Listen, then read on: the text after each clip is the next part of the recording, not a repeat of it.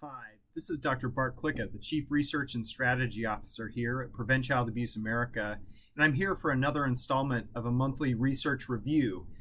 This month, I look at the economic burden of child maltreatment and talk about the economic burden of child maltreatment broken down by different states.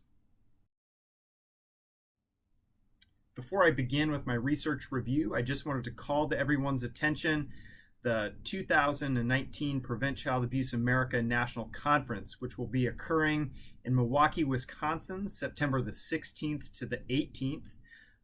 You can go to pcaaconference.com to learn more about the conference and to register. And just so everyone knows, our call for proposals is still live. It's going to be live until April the 5th. So please follow the link down below to visit our conference website. So a couple months back, I reviewed a new study that came out on the economic burden of child maltreatment.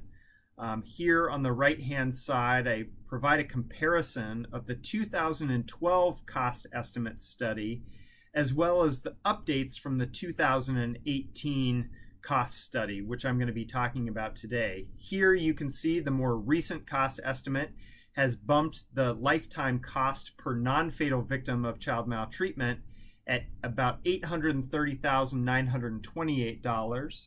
The cost per fatal victim has been bumped up from about $1.26 million to about $16.6 million.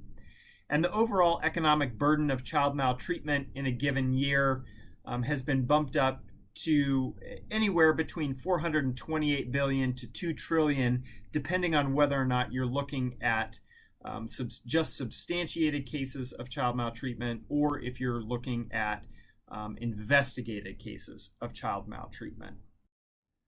So what I've done, down below, you will see a link to a document that I put together that looks at the state-by-state breakdown of investigated, substantiated, and child deaths, and then I estimate the costs, the economic burden for investigated cases, substantiated cases, child deaths, the combination of substantiated cases and child deaths, and the combination of investigated cases and child deaths.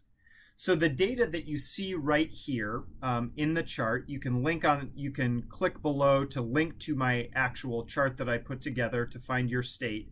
But just so you know that the data that I pulled in these first four columns come from the most recent report from the Children's Bureau, the Child Maltreatment 2017 report. This is our most recent data that we have from a state level about the topic of child maltreatment at a state level.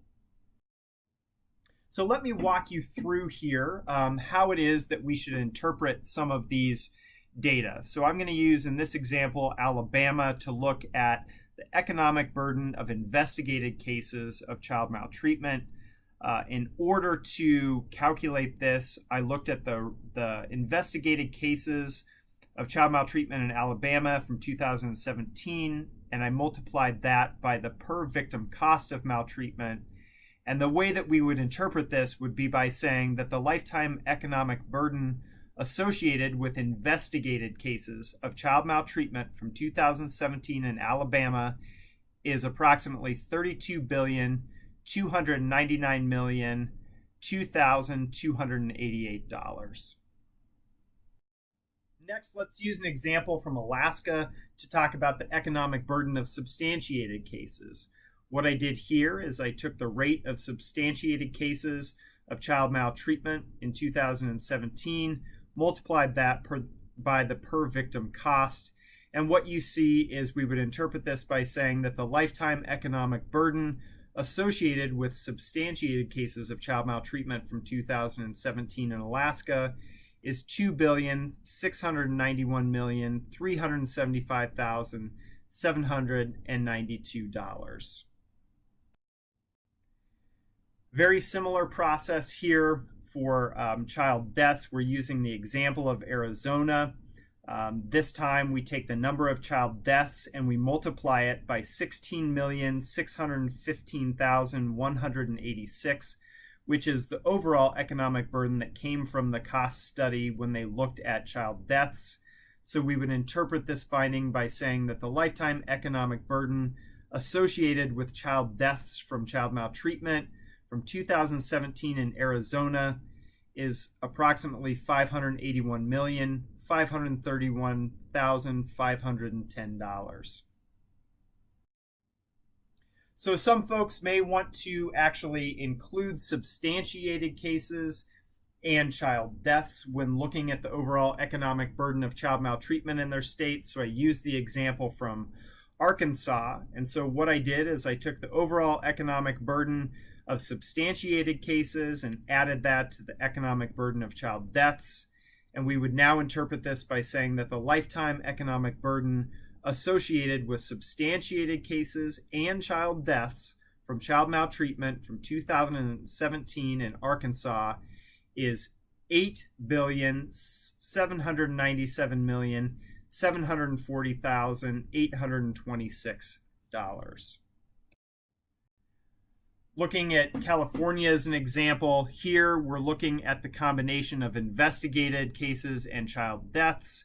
We follow a very similar process as we did on the prior slide. And we would interpret this by saying that the lifetime economic burden associated with investigated cases and child deaths from child maltreatment from 2017 in California is $306,496,437,030. Now, there's a few things to keep in mind when trying to make sense of these data. The first and foremost, these are not annual costs. So we cannot say that child maltreatment costs our state X amount of dollars annually. These are cost estimates of child maltreatment over the life course. So that is that these are costs that are incurred annually, but occur over the life course of a child. And so even when we're looking at talking about the overall economic burden of child maltreatment in our state, what we're in essence saying is of the cohort of children who were maltreated in 2017, that cohort of children will cost over their life course this amount of money. Next, oftentimes people will want to get very creative in how it is that they combine numbers. I've provided you with the calculations that you will need to talk about different combinations of these economic burden cases.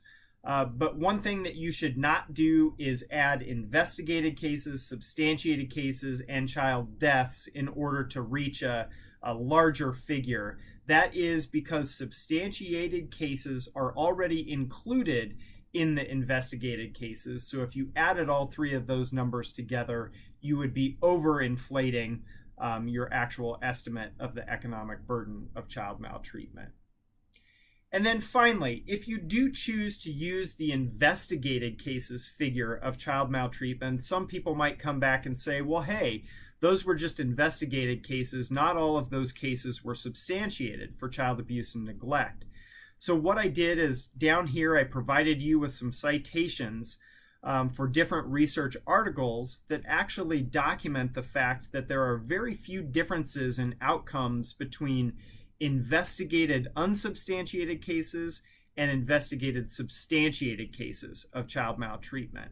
So if you do use this investigated figure to talk about the economic burden of child maltreatment, and anybody asks you this question about the difference between unsubstantiated investigated cases and substantiated investigated cases, here are some citations that you can actually use to back up your argument. So that's what I have for you today. If you have questions about your particular state or have questions about how to interpret your state's data, please contact me at the email address here on the screen. If you have suggestions of topics for further research reviews, please don't hesitate to contact me. Thanks for listening.